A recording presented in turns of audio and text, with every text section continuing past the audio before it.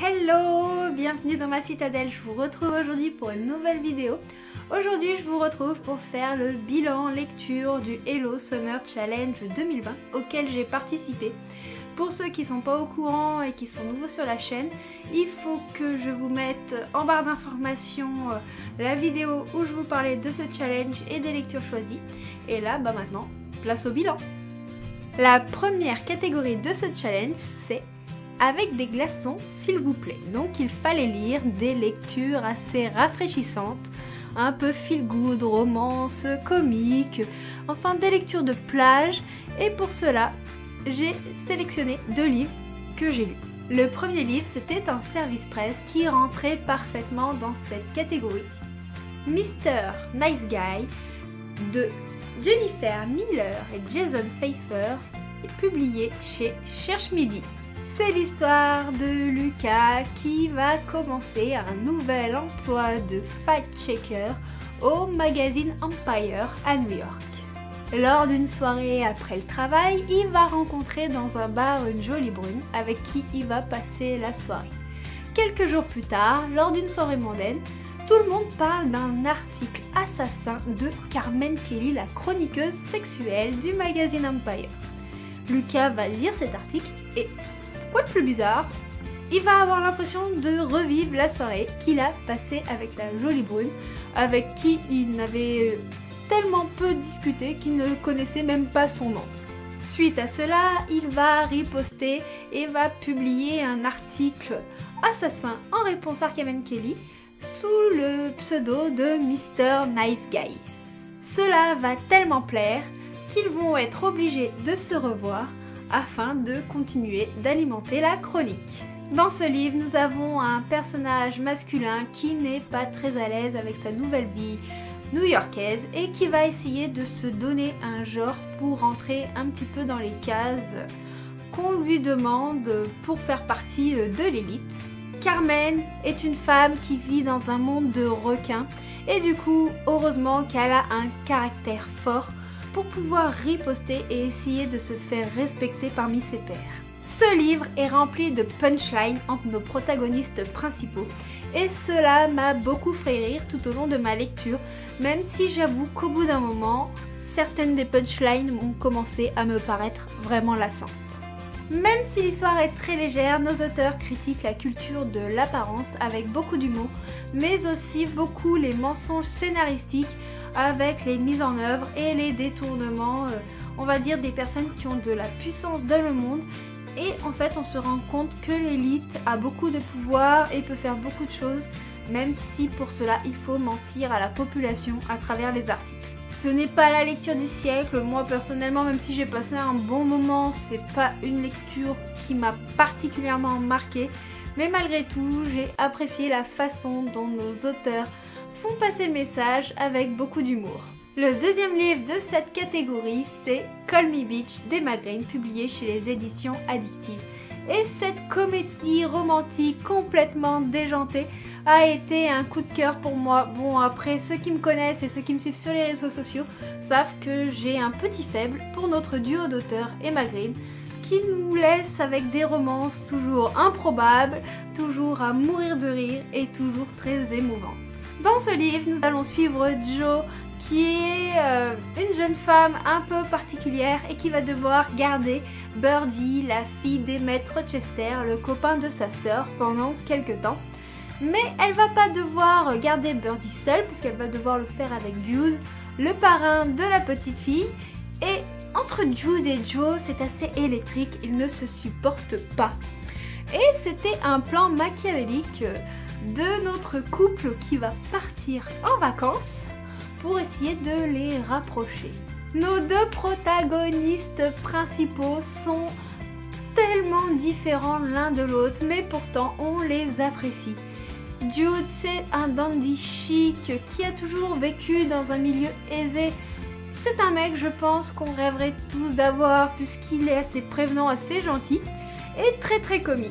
Jo, elle, c'est une véritable tornade qui ne sait pas où elle en est dans ses sentiments, qui est complètement paumée professionnellement et qui n'a pas un seul centime en poche. Cette histoire improbable de bien des façons m'a fait énormément rire, mais elle m'a aussi émue de par la sensibilité des personnages, mais aussi par des rebondissements complètement loufoques. Et j'ai passé un réel bon moment en compagnie des personnages. Je vous ai dit, l'ascenseur émotionnel était là.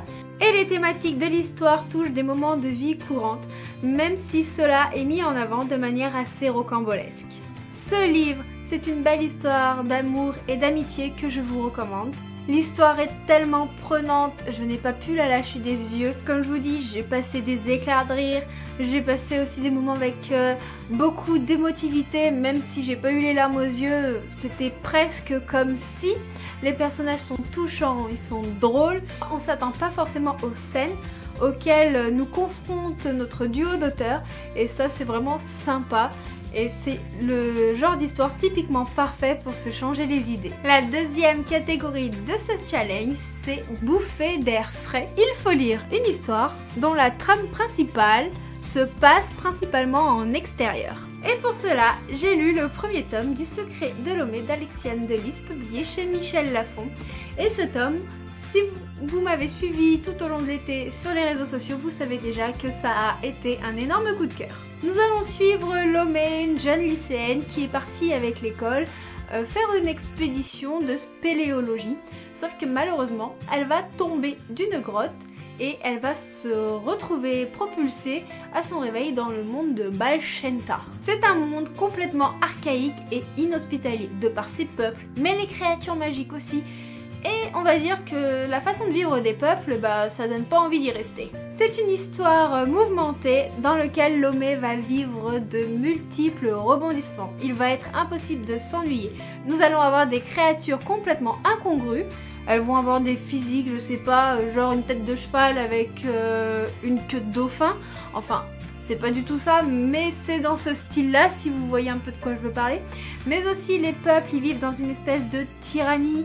On va dire qu'il y a un peuple qui prend le dessus sur l'autre et qui fait souffrir le reste du monde.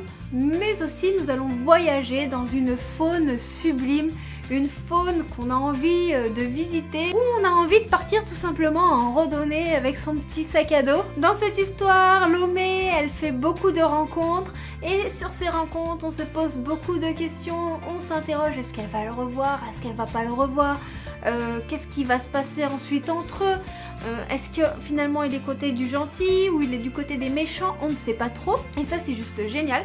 Puisqu'on rencontre beaucoup de personnages mais on sait jamais vraiment à quoi s'attendre envers eux, s'ils sont sincères, s'ils sont méchants, quelles sont leurs intentions. Enfin ça, franchement, c'est exceptionnel. On se pose vraiment des questions tout au long. Ce livre aborde beaucoup de thématiques de notre histoire qui sont graves et qui font référence à l'esclavage, à la discrimination, à la dictature. Ce sont tous des thèmes qu'on a connus tout au long de notre histoire. Et ça, c'est vraiment prenant, on se pose des questions et on craint pour notre héroïne avec tout ce qu'il y a autour. C'est une lecture addictive que je vous conseille. Et franchement, je pense que si vous aimez la fantasy, vous ne serez pas déçus. Pour la troisième catégorie de ce challenge, feu de camp sur la plage, il fallait lire une histoire qui fait peur du style thriller ou polar. Pour cela, j'ai lu Toute blesse, la dernière tue de Karine Gibel. Et comme vous le savez déjà, puisque je vous en ai parlé récemment sur la chaîne, c'est une histoire prenante qui vous retourne les tripes. C'est l'histoire de Tama, une petite fille qui vivait au Maroc et qui a été vendue par son père à une famille française d'origine marocaine. Et cette petite fille, elle est rentrée en France en totale illégalité et elle va être l'esclave de cette famille, la bonne à tout faire. Et elle va subir de multiples sévices, mais elle n'aura pas le droit à la scolarité. C'est un livre où on ne sait vraiment pas à quoi s'attendre, on ne se doute de rien. À chaque fois qu'on se dit il ne pourrait pas arriver pire, en fait il arrive toujours pire. C'est une histoire, on ne peut pas lâcher la narration. Et l'auteur nous leurre totalement, il y a un suspense qui est totalement total. Nous sommes face à une petite fille qui est forte, qui a connu l'horreur, et on ne lui souhaite que la mort. Oui. Vous avez bien entendu, on lui souhaite que la mort, parce qu'en fait je me dis que la mort pourrait être plus douce que tout ce qu'elle a vécu jusqu'à présent. Toutes les thématiques qui abordées dans ce roman sont toutes graves, et le pire c'est que Karine Gibel ne nous épargne aucun détail. D'ailleurs, ce que je crois qu'il y a de pire dans cette histoire, c'est qu'il y a beaucoup de faits qui ont été basés sur des faits réels, puisque l'auteur s'est inspiré de l'Organisation internationale contre l'esclavage moderne. Dans tous les cas, c'est une lecture que je vous conseille. Elle est poignante, elle est prenante, les personnages sont intrigants. On se demande comment fait Tama pour survivre. Les descriptions, elles sont superbes. Enfin, j'ai rien à redire puisque c'est vraiment une super lecture. Tout ce que je peux vous dire, c'est qu'il faut juste pas avoir l'estomac fragile et le cœur bien accroché pour pouvoir la lire. Quatrième catégorie de ce challenge, en août, il faut donc lire un livre où les personnages font un road trip. Pour cela, j'ai lu Les aventures d'un apprenti gentleman de Mackenzie Lee de chez Pocket Jeunesse. C'est pareil, je vous en ai parlé récemment dans un petit update lecture. C'est l'histoire de Henry Montag dit Monty, un jeune homme assez volage qui enchaîne les frasques et qui est amoureux de son meilleur ami Percy en secret. Sauf que Percy, lui, il ne montre pas vraiment ses sentiments, on ne sait pas s'il ressent la même chose ou pas. Et Henry, dit Monty, va devoir faire un tour d'Europe puisque son père lui laisse 1 an pour se reprendre en main avant de reprendre le domaine familial, sinon il sera déshérité. Donc Percy va l'accompagner et avec eux il y aura sa sœur Felicity, enfin c'est la sœur de Monty, pas la sœur de Percy parce que je me suis mal exprimée. Et lors de ce périple, les comportements de Monty va leur apporter un gros lot d'ennuis. Et nous allons voir un petit peu une évolution entre les relations des personnages, entre Felicity et Monty, entre Percy et Monty.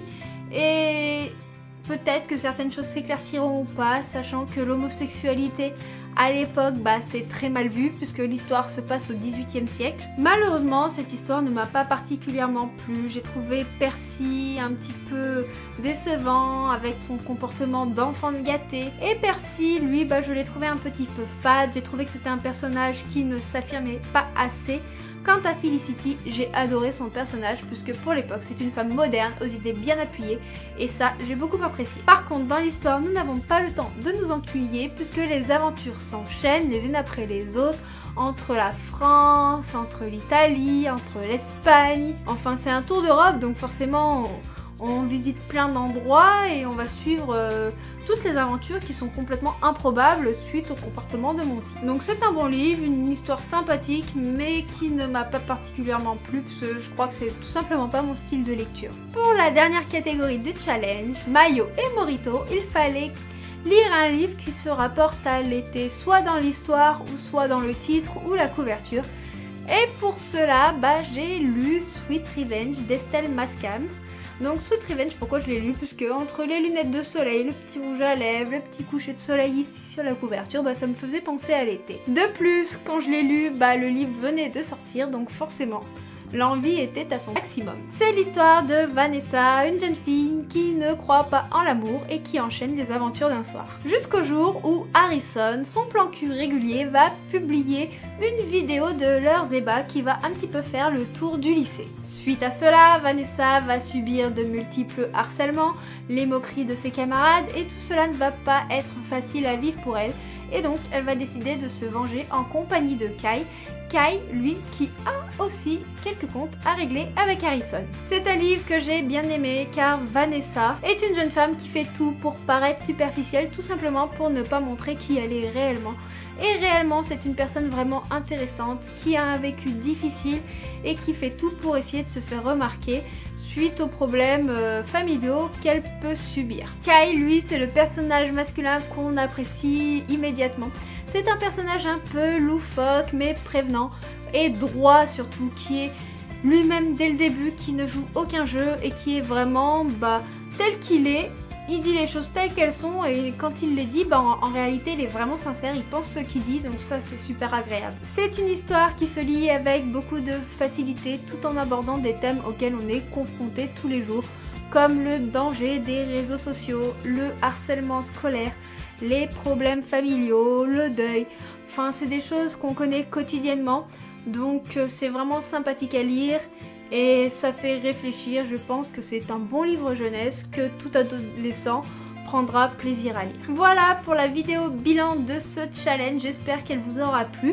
Comme je voulais tourner un peu tard et que j'ai lu tous les livres que j'avais prévus dans ce challenge, j'espère que j'aurai été assez claire parce qu'il y a certains livres qui remontent déjà à fin juin, début juillet, donc ça commence à faire long pour en parler.